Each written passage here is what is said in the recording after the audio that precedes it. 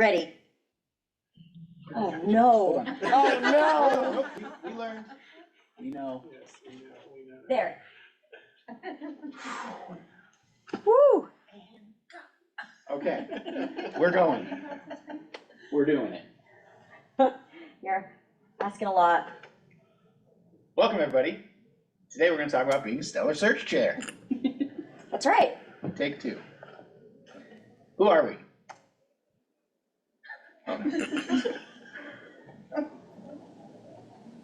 There we go. I'm Nick. I use he, him pronouns. I'm Assistant Director of Marketing in Campus Rec, and I am a search chair who is excited about sharing searches. Woo. Hello, my name is Cami Smith. I use she, her pronouns. I work in talent development and assessment here in the Lory Student Center.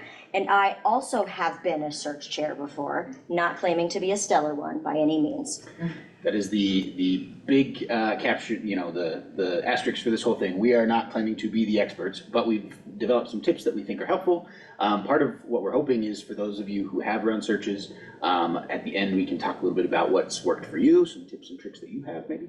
And we're trying to really be able to go the breadth of if you've never chaired but you're interested in getting trained, or if you've done this a couple of times or a million times, how can we all help each other learn and get better? So yeah, we asked some of these folks already, but what's your experience with chairing? Have you chaired before? Yeah, so I'm Susan Hua. I use she, her pronouns. I'm the new director of DEI education with OIE. Awesome. And I've been here for about a month and a half, but I've chaired searches at other schools. Congrats. So, yeah, just trying to understand what the process is here. Thank you so Yeah, much. great. I'm curious to hear if there's differences and how I'm that sure fits. there's many differences. there So you have agreed to be a search chair. It's good to know what you're actually agreeing to. This is a good time to mention that you have to have training to be a search chair. You don't have to have training to be a hiring authority. And the search chair serves as a liaison between the hiring authority and the committee as a whole. So it is worth asking your hiring authority, how much experience do you have with searches? Because when you're agreeing to chair, you might be agreeing to do a little bit more work than you would be if the hiring authority has experience with searches. Some of the expectations of a hiring authority is to advocate for the university. So when, talking about there should be a tour in the interview, as the hiring authority, you should really advocate, or not the hiring authority, as the search chair, you should advocate for that, because this is as much our chance to show off our university as it is to convince people to come check it out. You also may be expected to oversee approvals. This could be just making sure that the people who are responsible for doing the approvals are staying on top of actually doing them. I see a head nod in the back. I'm sure Stephanie is very familiar with this. Just making sure that the people who are responsible for approving know that they need to go in and approve is an important thing to do.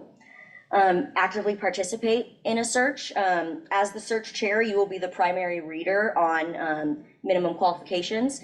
So you have to get in there, be ahead of the curve, start looking through those minimum quals, knowing what those minimum qualifications are, and then if there's issues, sending it off to the second reader as well.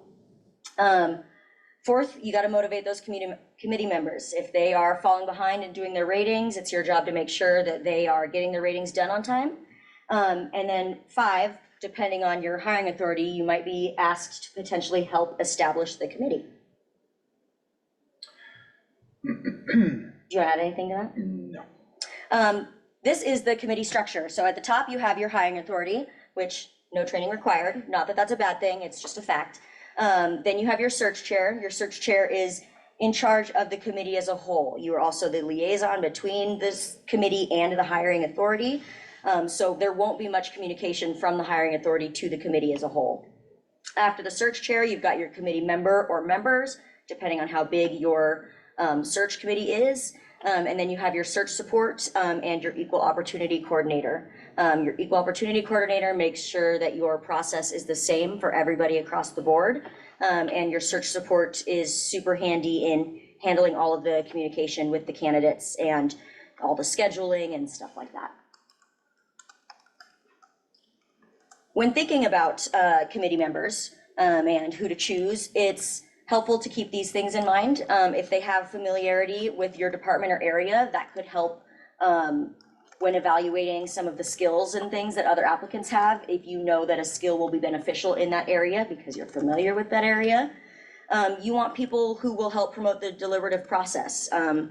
If people who have a different point of view, they might have feedback towards a candidate that you might not usually have. So that's definitely something that you want. And you want people who are not afraid to fight for a candidate if they think that they would be a potential good addition. Institutional knowledge is always beneficial. The more you know about the university, the more you can help answer any potential questions a candidate might have. And interpersonal and recruitment skills are always beneficial. Interpersonal skills will help them pick up on nonverbals that a candidate might be expressing. And the recruitment skills, the wider we can cast a net, the more applicants that we have to consider. The only other thing I'll add to that, so oftentimes the hiring authority will pick their committee, they know who they want, they've got a pretty good sense of that. Sometimes hiring authorities jump in and help with that, but I think as a hiring authority, it's also helpful when you talk to a hiring authority who says, hey, I need a chair, I'm trying to run this search. Thinking about these things and looking at the committee that they've chosen and kind of asking these questions can be helpful going forward, because they may not be thinking about some of these pieces, or they may just be going fast and pulled whoever's available, and you can push back as a chair to say, hey, I wonder if we can get maybe this perspective or that perspective, or this is way too many people, let's pare it down, or whatever. So things to think about, not necessarily just in picking yourself. Yep. I can start these if you want. Yep. So we thought of a couple tips and tricks that are not, again, there is an official training process for this. We are not that. Please do not come out of this thinking that you're chair certified. But a couple things that we've learned over the course of being on searches in various ways, chairing, being committee members, being EOCs. We're both EOC trained, which we'll talk about a little bit. But yeah, to start, if you want to. I can. The first thing that we put in here is learn when to say no. And I'm looking at Stephanie because we were talking about that. So there was two parts of this that we thought were important. One, if somebody says, hey, will you chair this search for me? There's always that like, oh, I feel like I have to do that now. And sometimes with your workload, if you're understaffed, if there's all these other situations that maybe make that not a great idea, it's okay to say no, right? It's okay to say, not now, I appreciate you asking me, I don't have the capacity, or I'm already on 7 other searches, whatever the case may be. That's okay, right? And I think because of this active enrollment, this active involvement that you have to have in the process as the chair, if you can't really devote the time and energy to that, it's not gonna make anybody's life better, right? It's gonna be bad for candidates, it's gonna be bad for the hiring authority, it's not great. The other part of this that we thought about in terms of saying no is that often as the hiring authority, you kind of as that liaison may have to tell your hiring authority no to something. If they say, hey, I really wanna do this, or I just wanna barrel through with this one candidate or whatever, there's parts of that where you have to be the one to say, hey, that's not how the process works. Yep. The EOC helps with some of that too, but there's often times where you have to be able to have that voice. And so developing that ability to be confident in what you're doing and be, in a sense, the authority of what's happening is important. Yep. Another good thing to do is to get to know your committee. I was just in a committee with Nick and Rachel Navartal, who's giving a training in the other room. And how Nick communicates is very different than how Rachel communicates. So it's worth getting to know the people in your committee. If one person is more of a texter than they are on Teams, that's good to know. So then okay, I need to check where Rachel is. I should shoot her a text because there's no way she's on Teams this early in the morning. No offense, Rachel. And that kind of moves into that next piece. Each search is unique. So one of the things that we thought was worth talking about is we can come up with all the structure and the process and all the things we want. But those communication styles, those work styles, work time, work location, we might have folks that are all remote, or all in person, whatever. All those things are different. And so we were laughing about the technical issues at the beginning of the presentation, but there is a piece about being flexible and being adaptable and understanding what your group needs as that kind of liaison. So you're managing a lot, right? You're considering a lot as a chair. But with that uniqueness comes a lot of opportunity for learning. And so we're going to talk about, I've got a couple of screenshots of tools that we use in the rec that have been helpful. It's cool to be able to share those across. And so when you're asked to be a search, it can really be a cool way to learn more about a department that you might not know a lot about. So if you have a committee that's got experts in that department, you don't have to be that expert, but you can be the expert of the process, right? So embracing that uniqueness, learning from that uniqueness, and taking things away, which we'll also talk about, is helpful. Should I keep, do you want the next one or should I keep going? I can do the next one. Oh, I meant slide. No, Oh. we're good. I can take the next one. Unless that's build tools that help. Yeah. You should take that one. Okay. Building tools is a helpful way to start. So we can actually maybe bounce to the next two. So I put these in because so the shout out to Aaron and Rob Patchett for developing most of this. It's kind of a team effort, but they've got a couple of these spreadsheets that they've developed over time for searches that we do at the rec that are based around not just like the hiring, like the chair role, but kind of the entire flow of how hiring works. Most of this is similar to what you would do in any area, but for us, we have little notes in there. We have links to guides and resources and all sorts of things. So they've built this. I've then stolen it and used it in searches. And the point of that is building tools that work with your brain is a good way to start, right? So the more searches you're a part of, you can take in and adjust different tools that you see. But starting somewhere is helpful. So when you go through that training, it's helpful to say, all right, how does this make sense in my brain? For me, the Excel, full linear thing is the way to go. Other folks don't think that way.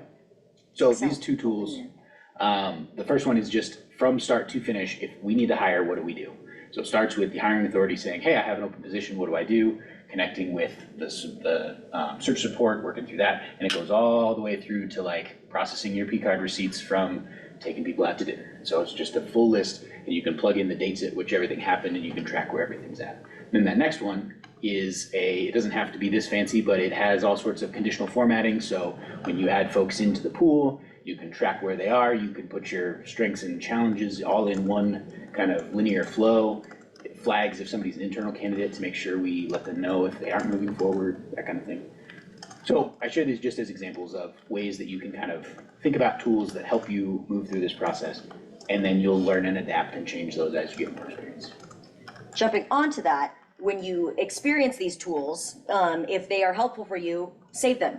Something like that spreadsheet on how to work someone through the system, the entire process from the rec center. I don't work at the rec center, but that spreadsheet is super helpful for me as well.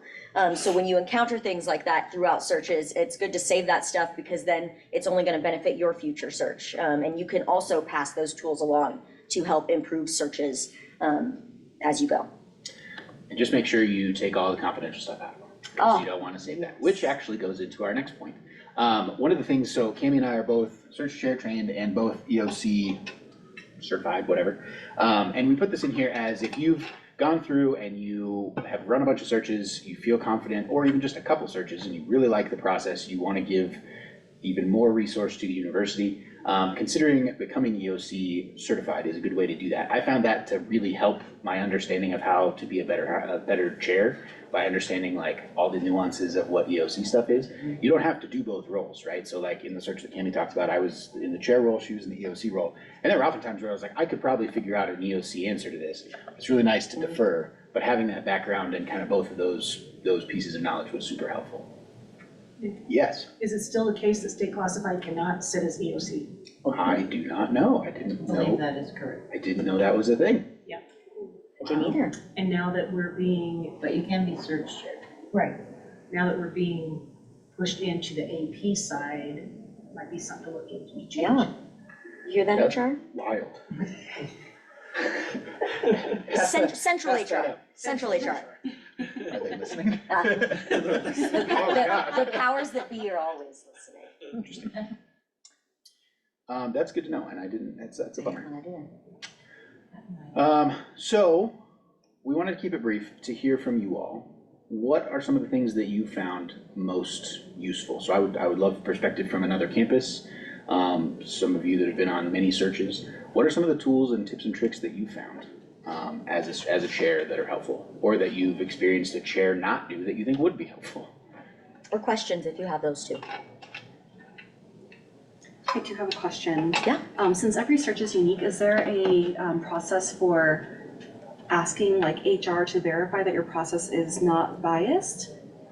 Like if you're like, oh, I want this search to be one 30-minute phone call and then one Zoom phone call and then an on-campus interview that's structured in this way, is there someone that verifies that process? So that's what your EOC is for. Okay. Yep, so your EOC is should be familiar with the process and have been a part of other searches, so they can kind of advise you on what has been done in the past, what works, what's kind of the sweet spot for some of those interview lengths as well. But that would be the Equal Opportunity Coordinator. Awesome. And in my experience as that coordinator, reaching out to OEO, Office of Equal Opportunity, they're really responsive as a resource to EOCs, right? So if you're like, hey, this is a weird one, what do we do about this? They typically are pretty good about that. Okay. Some parts of the process can feel a little lagging, but that one, in my experience, has been pretty good. There is a, online, there's a list of all the trained EOCs, and I find that helpful too, because you can always reach out to someone else and be like, I don't wanna reach out to like the big powers that be yet, like I'll start local. So you can always reach out to the other EOCs as well. Awesome. I think your HR people should have at least some of those answers as well. Any other questions? Thoughts that have come up? Thanks for joining us online, Lisa, by the way. I guess my take from doing about a half dozen searches now as search chair, is to know the audience as well as the candidates and the position. Because what you do for a VP, you're not gonna do for a frontline employee. You don't have to wine and dine the frontline employee and go through the phone interviews and go through all this kind of stuff. It can be a little more expedited. And the people who are frontline, applying for frontline, are more likely needing to start as quickly as possible. So if you can expedite that, it's a better customer service. Yeah, I think it's a good point to think about what the outcome is trying to be and how you get there. Yeah, for sure. And I think the process as a whole, you know, like we've to that point, to Nancy's point, we definitely like think that we have to do this interview and this interview and this interview and this interview. And I'm like, it's a $40,000 a year job. Like these people just want a job. And I'm not saying you don't vet them, but I'm just saying it's a lot to ask people who potentially already are employed to take a half day or a whole day off of work. And so I think we as maybe division, maybe university as a whole, need to like look at that process and make it individual to each search and the candidate pool. Yeah. Think about that in relation to the bias piece of like, there's a lot of data out there that if you're doing informal over meals interviews, that's not usually super great in terms of you get affinity bias is really easy to come in there, right? And yet that's been a standard practice in a lot of searches for a long time. And I think there's some conversations starting about, hey, maybe we should do this. And again, as the, if you're in that chair role, those are questions you can bring up to your hiring authority of, hey, you've listed out this 24-hour experience for this position. What are we gaining from that, and what are we costing folks? You know, how much time and effort and energy are we costing not only the applicants but also the university for what end, right? And so you can ask those questions, and I think there's still a lot to be gained there. Do you have a? To kind of go off of that point, is there any quote unquote like you can expedite a search depending on like the pay scale or how much the person is earning? Yes, less than 8,000. There are different, Is that there are different not types of helpful? searches. I guess in that process, It can or? be, it can be. And actually Stephanie would be the better expert on all the different types of searches.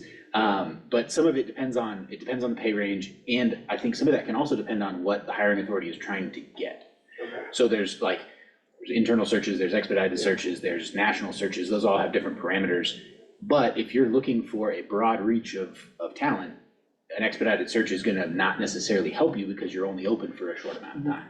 So there's kind of this trade-off of, we can make it faster, but we might get a smaller pool of folks, right? And we might not have the reach that we want to. But you can always extend.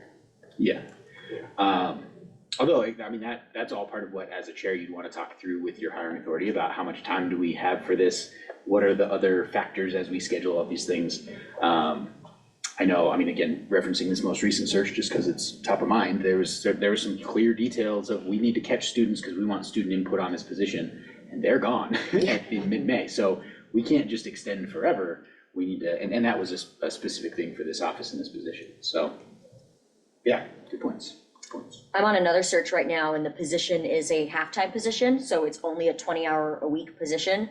And the search chair has been very adamant that there will not be half half-day interviews for someone who would not work a full day anyway.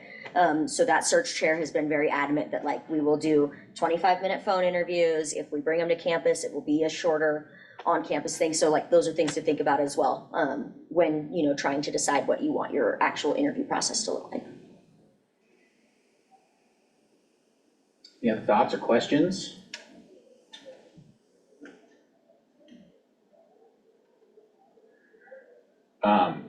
Since you joined after we started, we did some general kind of roles and experience. Can you speak a little bit to your experience as a chair? Have you ever been a chair? Are you just I've interested? been on a committee, I haven't been a Okay, chair. cool. I am the search chair. You're trained but haven't been? I'm trained, I haven't had an Cool.